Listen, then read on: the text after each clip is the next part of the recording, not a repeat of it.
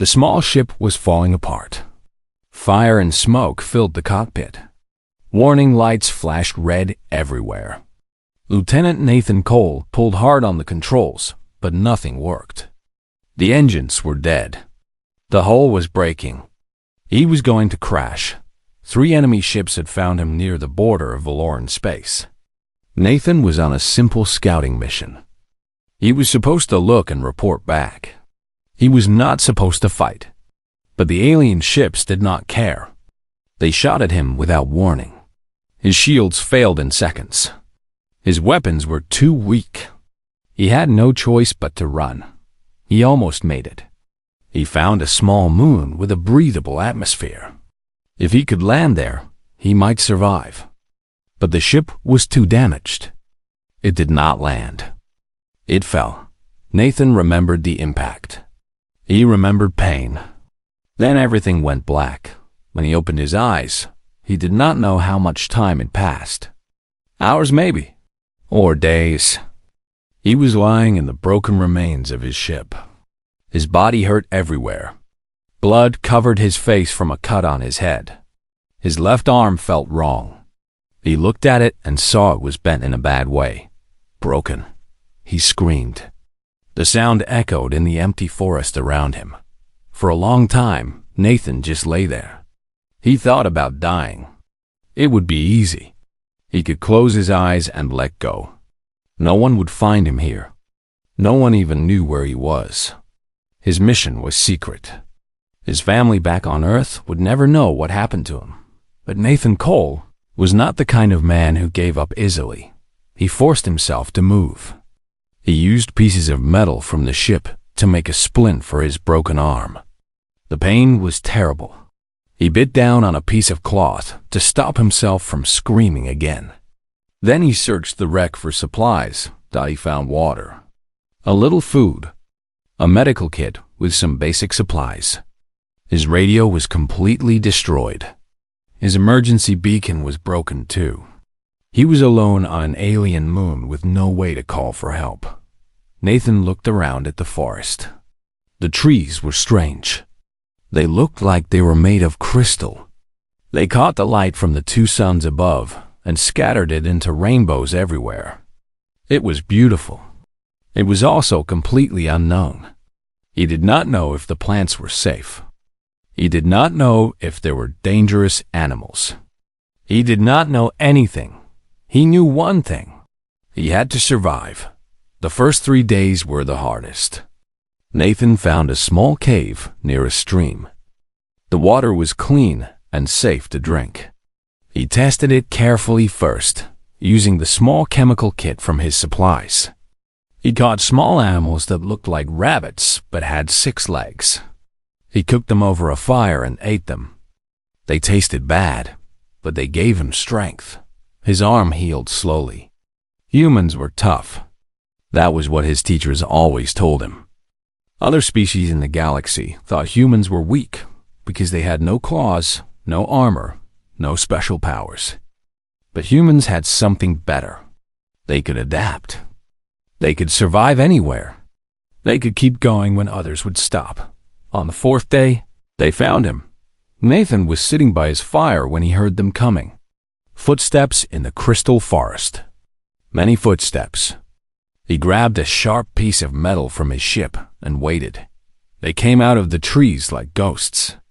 Tall beings with silver skin that seemed to glow in the light.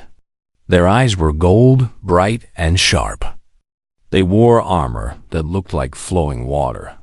They carried weapons that hummed with energy. Nathan had heard stories about the Valorani, ancient beings who ruled a vast empire, proud and powerful. They did not like outsiders. They especially did not like humans. There were 12 of them, all warriors. They surrounded Nathan in seconds. He did not try to fight. He was smart enough to know when fighting was useless. One of them stepped forward. She was taller than the others. Her armor had markings that showed she was their leader. "What are you?" she asked. Her voice had a strange echo to it, like 2 people speaking at once. Nathan lowered his weapon slowly. "I am human." My name is Nathan Cole. I crashed here by accident. I mean no harm. The warriors looked at each other. Some of them laughed. Their laughter sounded like bells ringing. Human, the leader said. I have heard of your kind. Small, weak, short lives. Why are you in Valoran space? Nathan thought carefully before answering. The truth seemed like the best choice. I was on a scouting mission. I got attacked by ships near the border. I did not know whose ships they were. I ran and crashed here. The leader studied him with her golden eyes. Nathan felt like she was looking into his soul. You will come with us, she said finally. The commanders will decide what to do with you. They put chains on his wrists. The metal was cold and heavy. They marched him through the crystal forest for hours. Nathan did not complain. He did not ask for rest.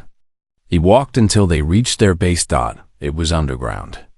A huge complex of tunnels and rooms carved into the rock. Nathan saw hundreds of Velorani going about their business. They all stopped to stare at him. He heard whispers. He saw fingers pointing. He was probably the first human most of them had ever seen. They threw him into a cell. It was not meant for people. It was meant for animals. The walls were thick stone. The door was made of energy that hummed and crackled. There was no bed, no toilet, just cold floor and darkness. Nathan sat down and leaned against the wall. He was a prisoner now, on an alien world, surrounded by beings who thought he was nothing more than a weak, primitive creature. He smiled. They had no idea what a human could do. Nathan spent the first week just watching. He watched the guards who brought him food. He watched the patterns of their movements. He listened to their words, even though he did not understand them yet. He memorized everything. The Velorani thought he was stupid. They talked openly in front of him. They did not think he could learn their language. They were wrong. Human brains were good at patterns. Nathan heard the same words over and over. He connected them to actions. When a guard pointed at food and said a word, Nathan remembered it. When they gave commands, he watched what happened. Slowly, piece by piece, he began to understand. By the end of the second week, he could follow simple conversations. By the end of the month, he could speak in broken sentences. The guards started to notice. They reported to their commanders. Soon, everyone in the base was talking about the strange human who learned their language. Nathan knew he was becoming famous. He used it. He started talking to the guards. He asked them questions. He told them about Earth. He taught one young guard a simple card game, using stones and scratches on the floor. The guard's name was Varan. He was young and curious. He had never seen an alien before. Nathan, why do you smile so much? Varan asked one day. You are a prisoner. You should be sad. Nathan shrugged. On Earth, we have a saying. When life gives you problems, you find a way to make them better. I am alive. I am learning. I have hope. Why should I not smile? Varan did not understand, but he kept coming back to talk to Nathan. Words spread through the base, then through the moon, then beyond. Somewhere far away, a princess heard about the strange human prisoner who smiled even in chains. She decided she wanted to see him for herself.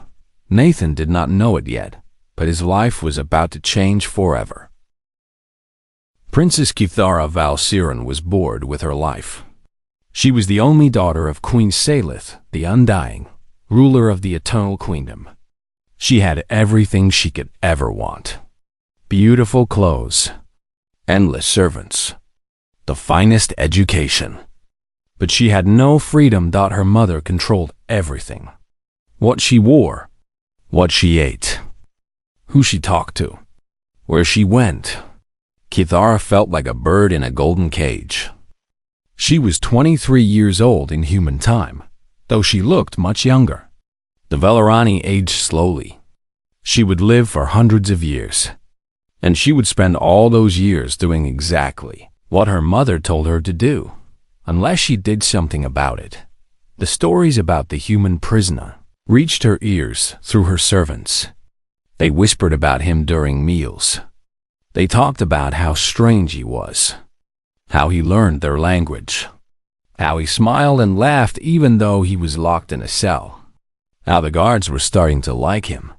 Cathara was curious. She had never seen a human before. She had only heard stories. Her mother said humans were dangerous. They spread across the galaxy like a disease. They were weak on their own, but strong in groups. They should be avoided. But this human was alone. He was locked up. What danger could he be? She decided to visit him. Getting to the prison moon was easy. She told her guards she wanted to inspect the military base. As a princess, she had the right to go anywhere in the queendom. No one could stop her. Her mother was away fighting wars on the far side of the empire. She would never know. The base commander was nervous when Cathara arrived. He bowed so low his forehead almost touched the floor. "Your Highness," he said, "this is an unexpected honor. How may I serve you?" "I want to see the human prisoner," Cathara said simply. The commander hesitated. "Your Highness, I am not sure that is wise. He is an alien. He could be dangerous." Cathara gave him a cold look. It was a look she had learned from her mother. "Are you telling me what I can and cannot do?" "No, Your Highness. Of course not. This way, please." They walked down into the prison levels. The air got colder. The lights got dimmer. Finally, they reached the cell where Nathan was kept. Cathara looked through the energy door. She saw a small creature sitting on the floor. He was teaching a young guard something using pebbles arranged in squares. They both looked up when she arrived. The guard jumped to his feet and bowed. "Your Highness."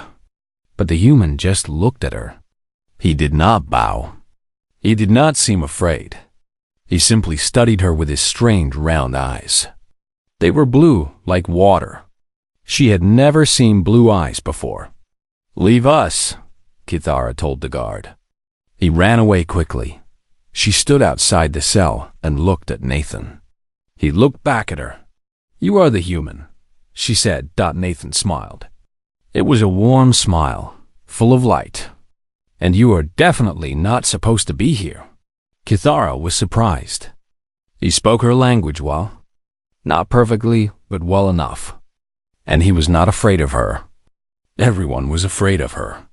She was a princess, daughter of the most powerful queen in this part of the galaxy. "How do you know I am not supposed to be here?" she asked.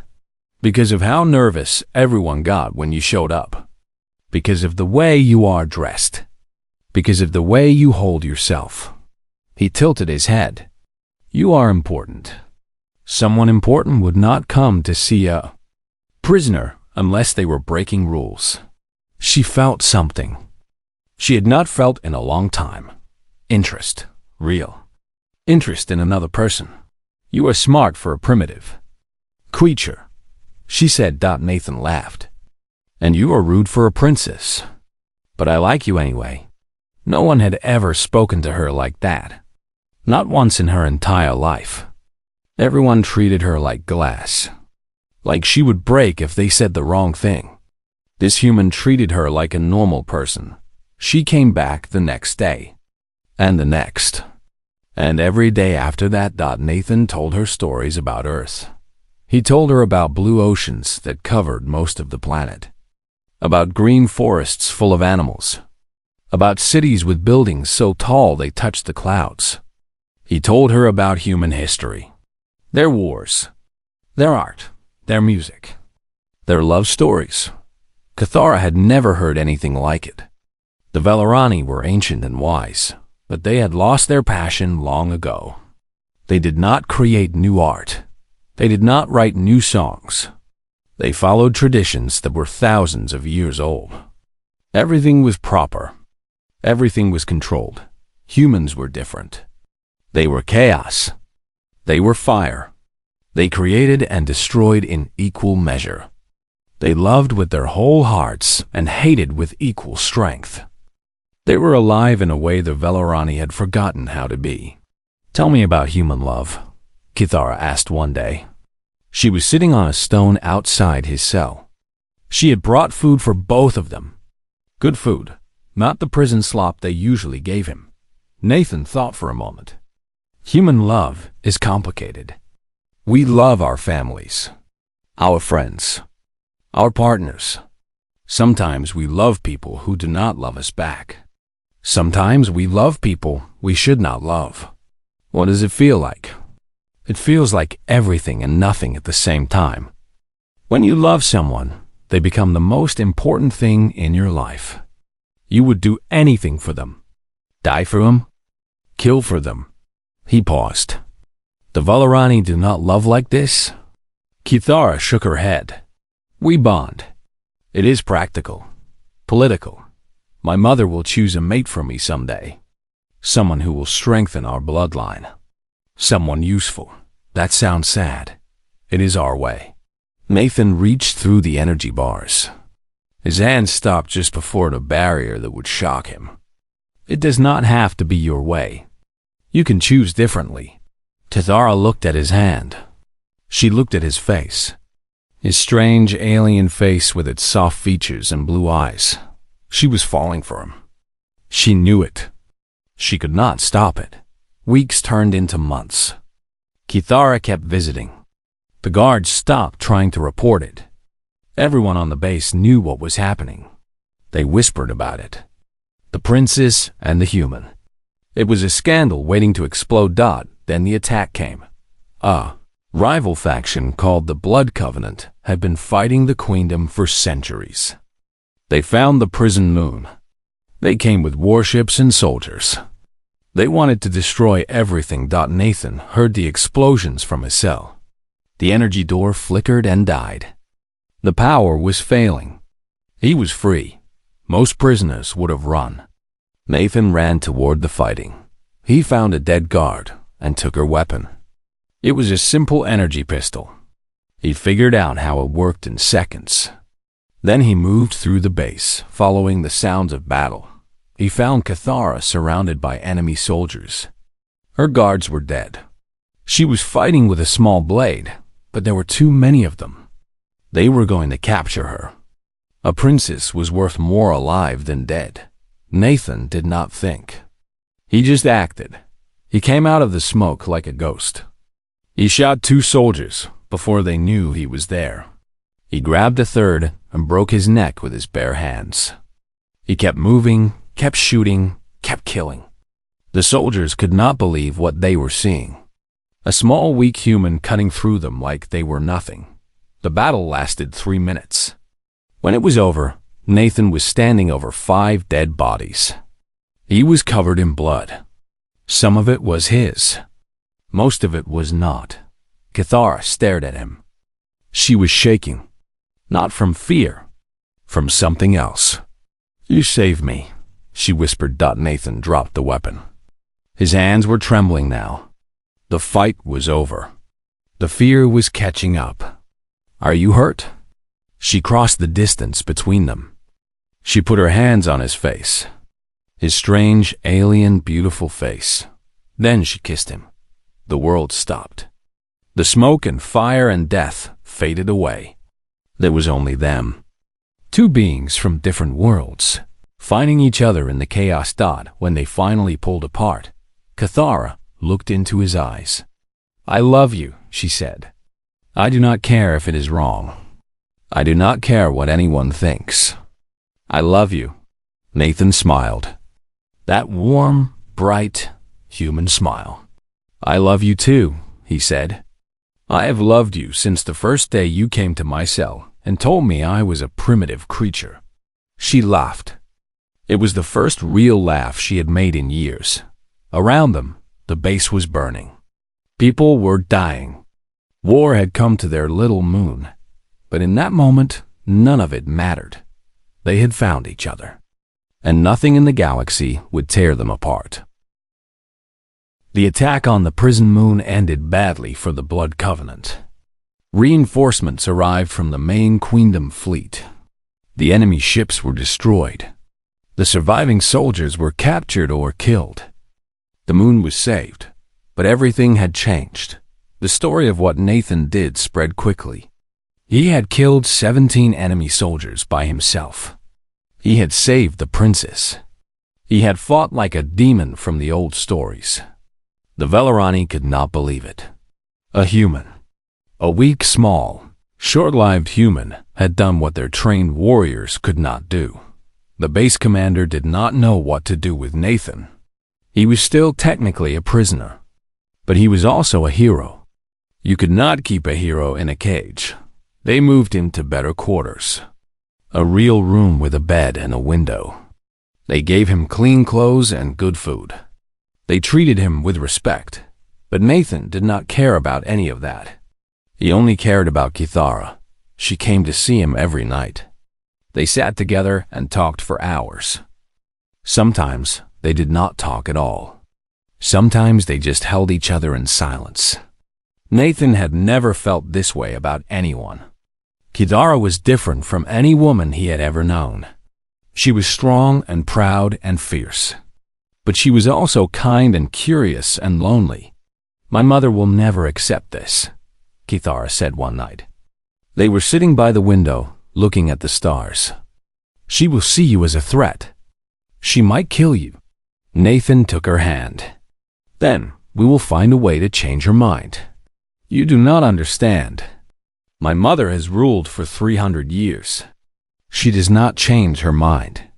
She does not bend. She breaks everything that stands against her. Then we will not stand against her. We will show her that I am not a threat, that I only want to be with you." Kithara shook her head. "It is not that simple.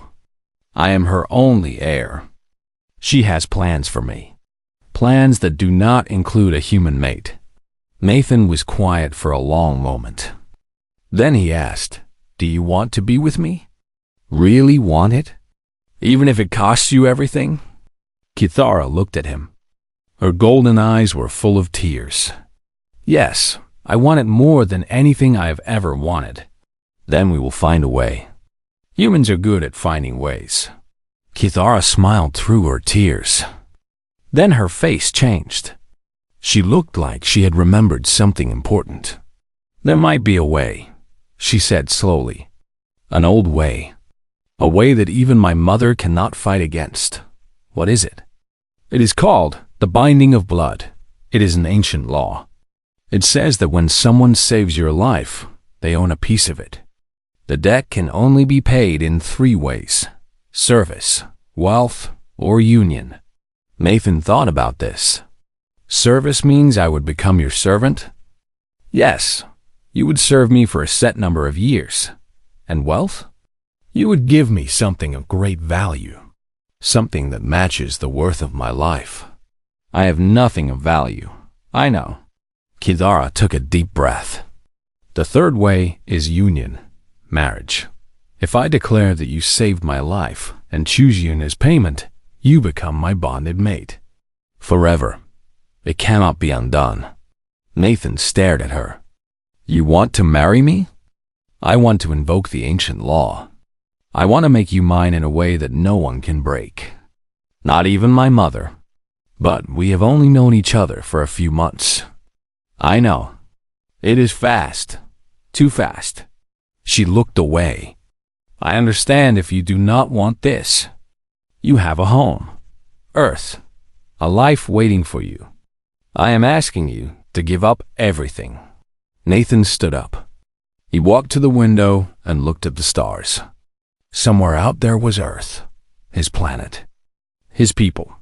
He had family there, friends, a career, but he also had this: a woman who loved him, a chance at something he had never expected, a new life in a strange new world. He turned back to Kithara. "On Earth, we have a tradition. When a man wants to marry a woman, he gets down on one knee and asks her." He knelt before her. "Kithara Valsiren, Princess of the Eternal Queendom, I have no ring to give you. I have no wealth. I have no power. All I have is myself, my love, my loyalty, my promise to stand beside you no matter what comes." He took her hands in his. "Will you marry me?" Kithara was crying now. Tears ran down her silver cheeks like liquid light. "Yes," she whispered. "Yes, yes, yes." She pulled him to his feet and kissed him. They held each other for a long time, two hearts beating as one. The next day, Kithara went before the Council of Silver Thrones. The council was made of the 12 most powerful nobles in the queendom. They advised the queen on important matters. They also had the power to witness and approve ancient rites. The binding of blood was one such rite. Kithara stood before them in her formal robes. Nathan stood beside her in borrowed Velorani clothes. He looked strange in them, but he held his head high. "I come before this council to invoke the binding of blood," Kithara announced. Her voice was clear and strong. "This human, Nathan Cole of Earth, saved my life during the attack on the prison moon. I claim the right to name my payment." The nobles looked at each other. They whispered. They frowned. "Your Highness," one of them said. He was old even by Velorani standards, with dark silver skin and dim golden eyes. "This is a serious matter. The binding of blood has not been invoked in over 500 years. The law still stands. I have witnesses who saw the human save me. The guards, the soldiers. They will all speak the truth. We do not doubt that he saved you. But surely there are other ways to reward him. Service, wealth. You do not need to choose union." Kithara's eyes flashed. "I choose union. That is my right. Will this council deny me?" More whispers. More frowns. The nobles did not like this. A princess marrying an alien. It was unheard of.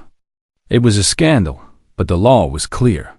"The law is the law," the old noble said finally. "If you invoke the binding of blood and choose union, we cannot stop you. But we must warn you. The queen will not be pleased. The queen is my mother. She will understand." No one believed that. But no one said it out loud. The ceremony took place 3 days later.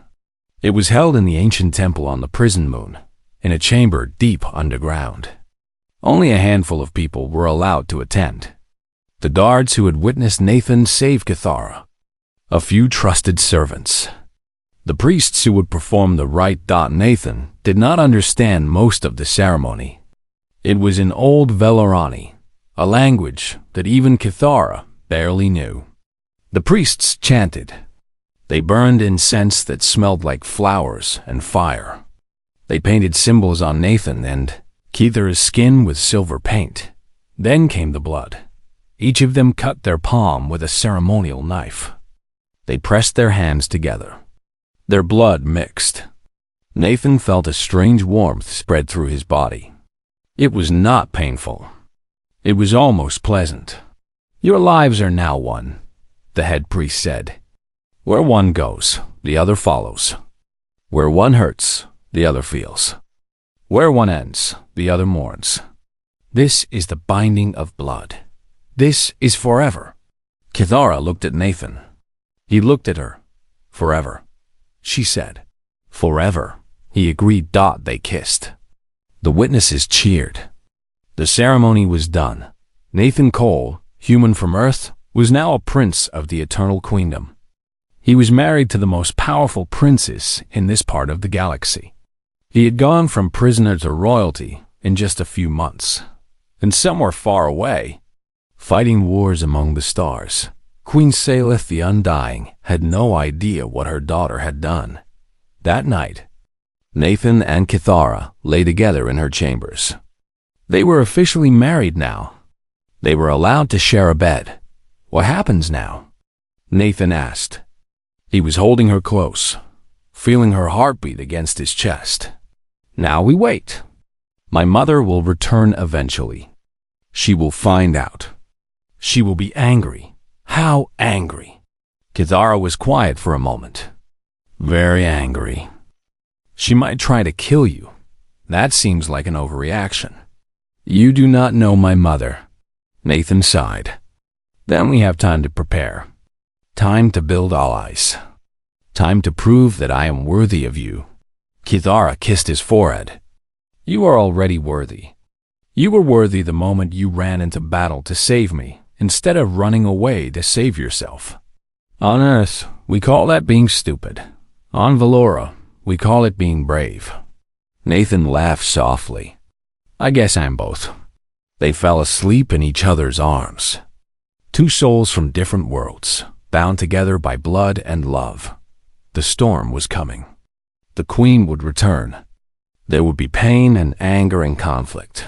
But for now, they had each other. And that was enough. 6 months passed like a dream. Nathan and Kithara moved to the capital world. It was called Valora Prime, a planet so beautiful it hurt to look at. Crystal towers reached toward purple skies. Rivers of liquid silver flowed through gardens that had been growing for 10,000 years. Everywhere you looked, there was wonder. Nathan learned more about Velorani culture every day. He studied their history, their politics, their art. He learned to fight with their weapons and speak their language perfectly. He made friends among the nobles who were willing to give him a chance. Not all of them, but some. Kithara helped him every step of the way. She taught him which nobles to trust and which to avoid. She showed him the secret paths through the palace. She prepared him for the day her mother would return. That day came on a cold morning in the 6th month. The Queen's fleet appeared in the sky without warning. 1,000 ships, all flying the royal banner. They had won their war. They were coming home. Kithara got the news first. A servant ran to their chambers with tears in her eyes. Your Highness, the servant gasped. The Queen, she is here. She's landing at the main palace. Kithara went pale. Nathan took her hand. It is time, he said. We knew this day would come. I thought we would have more time. We have what we have. Let us go meet your mother. They dressed quickly and walked to the royal gardens. That was where Kithara wanted to be when her mother found them. The gardens were public. There would be witnesses. The Queen could not do anything too terrible with witnesses watching. At least, that was the plan. They stood together by a fountain. The water was made of light somehow. It flowed and sparkled without being wet. Nathan held Kithara's hand and waited. He did not have to wait long. Queen Salith the Undying came through the garden gates like a storm given form. She was tall, taller than any Velorani Nathan had seen. Her silver skin was darker than Kithara's, almost gray. Her golden eyes burned with power. She wore armor covered in the marks of 100 battles. Behind her came 50 of her personal guards, the deadliest warriors in the queendom. She saw Kithara first. Her daughter, standing in her garden. Holding hands with something that was not Velorani. The Queen stopped. Her guards stopped. The whole garden seemed to hold its breath. Kithara, the Queen said. Her voice was soft, but it carried everywhere. What is this? Kithara stepped forward. She did not let go of Nathan's hand. Mother, welcome home. Your victory brings honor to our people. I asked you a question. What is this creature? Why are you touching it? Nathan felt anger rise in his chest. He pushed it down. This was not the time. Kithara lifted her chin. She was a princess. She would not show fear. Mother, this is my husband, Nathan Cole of Earth. For a long moment, the Queen did not move. She did not speak. She just stared. Then she screamed. It was not a human scream. It was something deeper. Something older. The sound shook the garden. It cracked the crystal flowers. It made the light fountain flicker and die. What did you say? The Queen's voice was barely controlled now. Her whole body was shaking with rage. "What did you just say to me?" "I said he is my husband. I invoked the binding of blood. We are bonded. Forever." The queen moved so fast Nathan could barely see her. One moment she was 20 feet away. The next she was right in front of them. Her hand grabbed Nathan by the throat and lifted him off the ground. "No!" Kithara screamed. She grabbed her mother's arm. "Mother, stop! The law protects him." The queen's golden eyes burned into Nathan's blue ones. Her grip was like iron. Nathan could not breathe. He could not fight. He was completely helpless. "Why does my daughter call you husband, human?" The queen's voice was a growl now. Each word dripped with hate. "Por qué mi hija te llama esposo, humano?" Nathan could not answer. He was choking. The world was going dark. "Mother!" Kithara was crying now. "Please, I love him.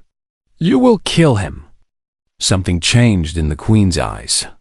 Just for a moment. A tiny crack in the wall of rage. She looked at her daughter. She saw the tears, the fear, the love. She dropped Nathan. He fell to the ground, gasping for air. Kithara ran to him and held him. The guards watched in silence. No one knew what to do. The queen stood over them both. Her rage had not gone away. But it had changed. It was cold now instead of hot. "I have ruled this queendom for 300 years, she said slowly. "I have crushed empires. I have killed gods. I have made the stars themselves tremble at my name. And you, my only daughter, my heir, my blood, you do this to me?" Kithara looked up. Her face was wet with tears, but her voice was strong. "I did what my heart told me to do. Nathan saved my life. I chose him. The law supports my choice. The law." The queen laughed. It was an ugly sound. "You think the law protects you from me? I am the law. You are the queen, but even queens must follow the old ways. If you break the binding of blood, you break everything our people believe in." The queen's eyes narrowed. She knew Kithara was right. The binding of blood was sacred. If she broke it, the nobles would turn against her. The priests would condemn her. Civil war would follow. She could not break the law, but she could bend it. "Very well," she said. Her voice was ice.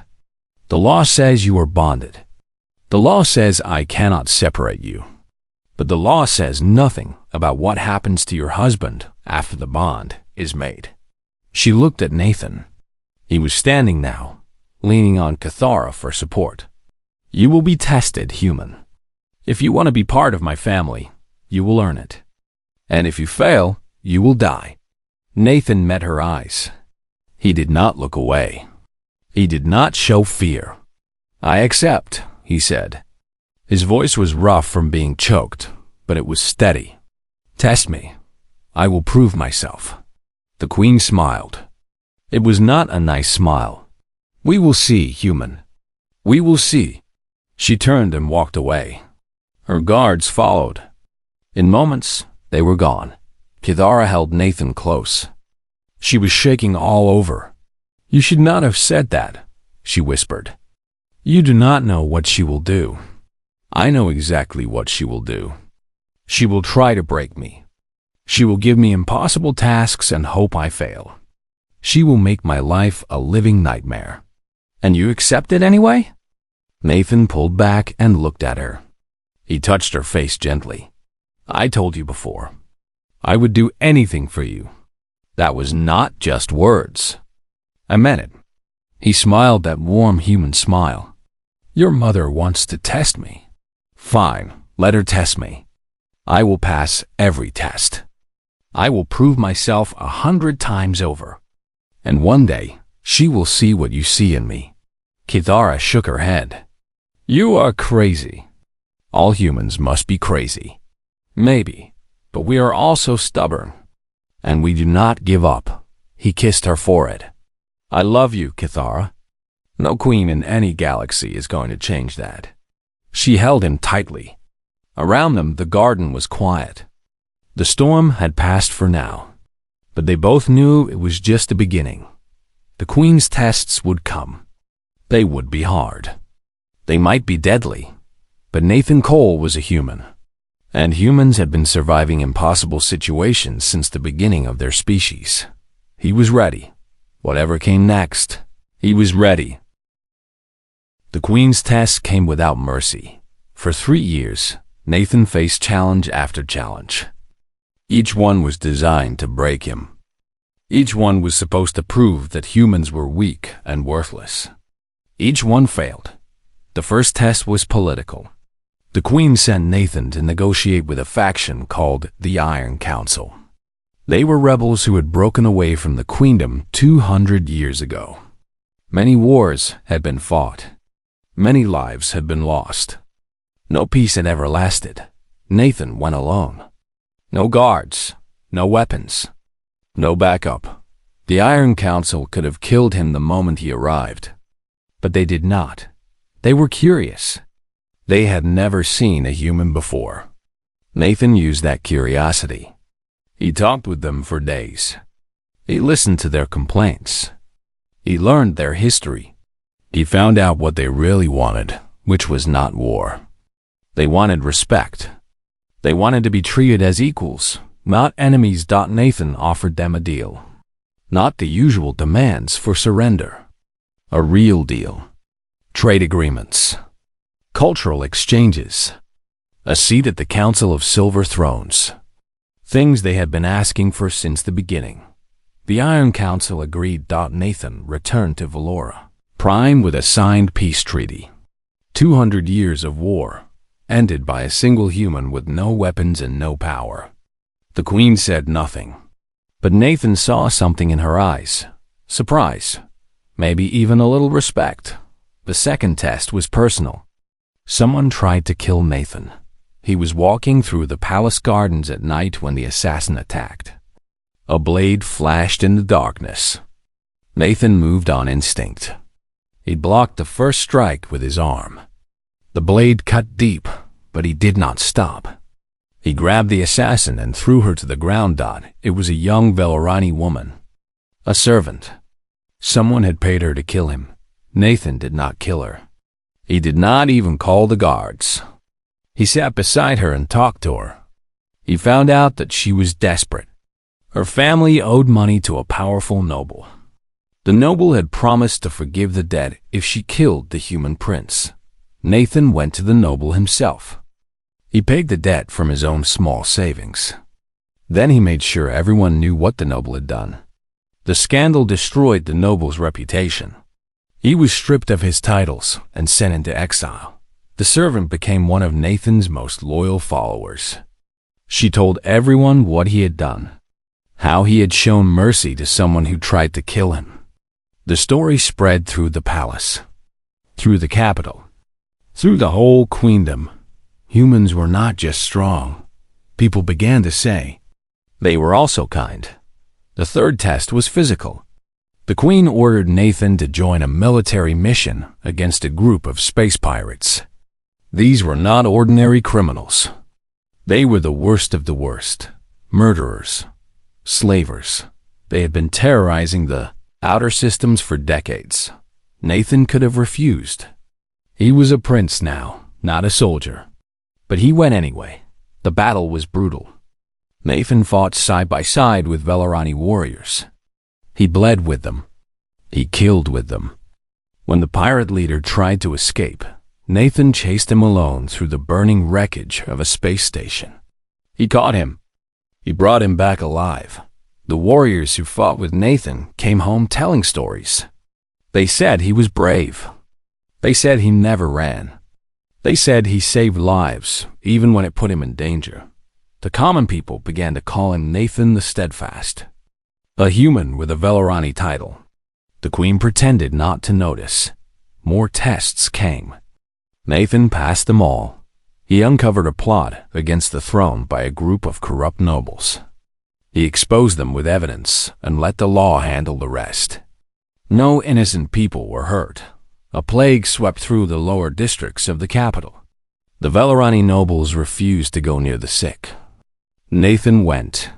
He worked alongside the healers for weeks, caring for the dying, comforting the grieving. He caught the plague himself and nearly died. But he survived because humans were stubborn and refused to give up. 4 years after his marriage to Kithara, Nathan was summoned to the Queen's private chambers. He went alone. Kithara wanted to come, but Nathan told her to stay.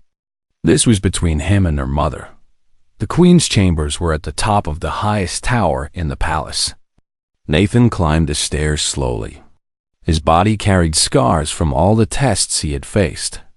His left arm still hurt sometimes from the assassin's blade. His lungs still ached from the plague, but he was alive. He was still standing, and he was still married to the woman he loved. The Queen was waiting for him.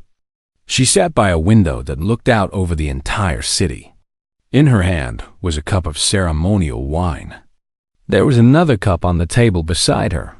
"Sit," she said. Her voice was calm. Not friendly, but not hostile either. Nathan sat across from her.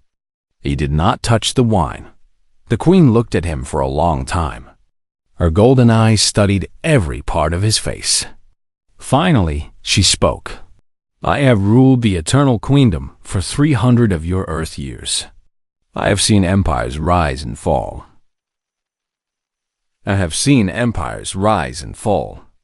I have watched species destroy themselves through stupidity and greed. I believed I understood the universe and everything in it." She paused. Nathan waited. "I did not understand humans." Nathan raised an eyebrow but said nothing. The Queen continued. "Your kind is fragile. Your lives are short. You have no natural weapons, no psychic powers, no ancestral memory. By every measure that matters, you should have been conquered and forgotten long ago. And yet," Nathan said quietly, "and yet." The Queen nodded slowly. "You survive. You adapt. You overcome. Every obstacle I put in your path, you found a way around. Every enemy I sent against you, you turned into a friend. Every time I was certain you would fail, you proved me wrong." She picked up the second cup of wine and held it out to him. "You love my daughter." It was not a question. Nathan answered anyway. "More than anything in this universe, you would die for her? Without hesitation, you would kill for her?" "If I had to. But I would rather find another way." The Queen smiled. It was a small smile, but it was real. "That is why you are dangerous, human. Not because you can fight. Because you can think. Because you feel. Because you care about things that my people stopped caring about a long time ago." She put the cup in Nathan's hand. "Drink." Nathan drank. The wine was sweet and warm. It spread through his body like sunlight. "What does this mean?" he asked. The Queen stood and walked to the window. She looked out at her city, her empire, her people. "It means I was wrong about you. It means my daughter chose well, even if I was too proud to see it." She turned back to face him. "It means you are no longer just her husband. You are now Prince Consort of the Eternal Queendom. You have my blessing, my protection, my trust." Nathan felt tears forming in his eyes. He blinked them back. "I do not know what to say. Say you will take care of her. Say you will love her until your short human life ends. Say you will be the partner she deserves."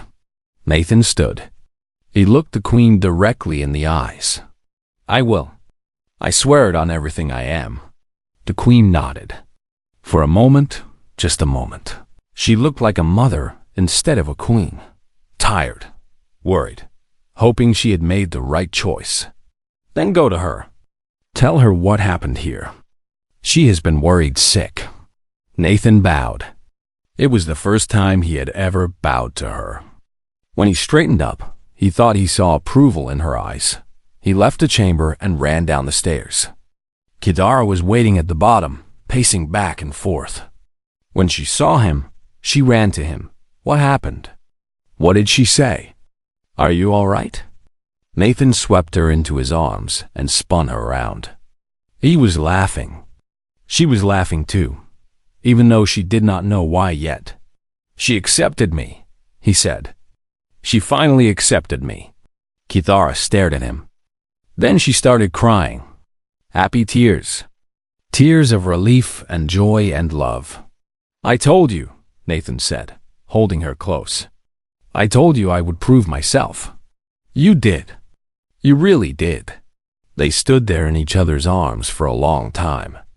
Around them, servants stopped to watch. Guards smiled behind their masks. Word began to spread through the palace. The queen had accepted the human. The human was family now. That night, Nathan and Kithara sat together on their balcony, looking up at the stars. Somewhere out there was Earth, Nathan's first home.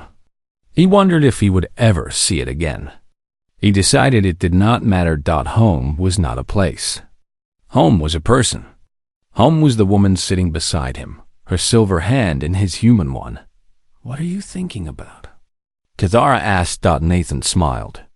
I am thinking about how lucky I am. I crashed on a strange moon. I was thrown in a cage. I was almost killed more times than I can count. And somehow, I ended up here. With you. Kithara leaned her head on his shoulder. My mother finally realized something that I've known since the day I met you. What is that? That the universe is vast and cold and dangerous. But it does not matter, because wherever humans go, they bring their warmth with them, and they share it with anyone brave enough to let them in. Nathan kissed the top of her head. We do have that habit. They sat in silence, watching the stars. The future was uncertain. There would be more challenges, more enemies, more tests, that they would face them together. Human and Velorani, husband and wife. Two hearts beating as one. And somewhere in the vastness of space, humanity continued to spread, learning, adapting, surviving, finding love in the most unexpected places. This was just one story. There would be many more. Because in the end, that was what humans did best. They kept going. No matter what. Forever.